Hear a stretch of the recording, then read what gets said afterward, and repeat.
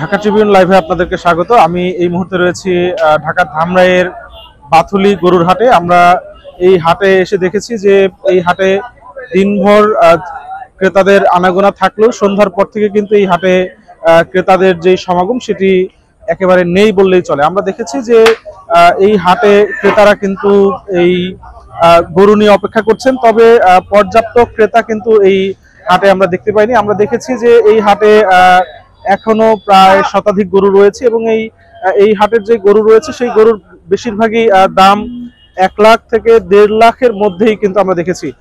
বিক্রেতারা আমাদেরকে জানিয়েছেন যে দিনভর এই হাটে কিন্তু ক্রেতা ছিল এবং বিশেষ করে বিকেলের দিকে কিন্তু এই হাটে বেশ কেনা বেচা হয়েছে। তবে তারা বলছেন যে মাগরিবের পর থেকে কিন্তু এই হাটে আসলে ক্রেতার সংখ্যা কমতে থাকে। আমরা কয়েকজন ক্রেতার সঙ্গে কথা বলেছি, তারা আমাদেরকে বলেছেন যে মূলত গত কয়েকদিন ধরে বৃষ্টি এবং নানা কারণে কিন্তু গরুর দাম হচ্ছে কিছুটা বেশি ছিল, তবে আজকে কিছুটা কম থাকায় তারা কিন্তু গরু কিনেছেন। তবে অনেকেই কিন্তু শেষ সময়ে গরুর দাম কমতে পারে এটি মনে করে কিন্তু এখনো গরু কেনেননি।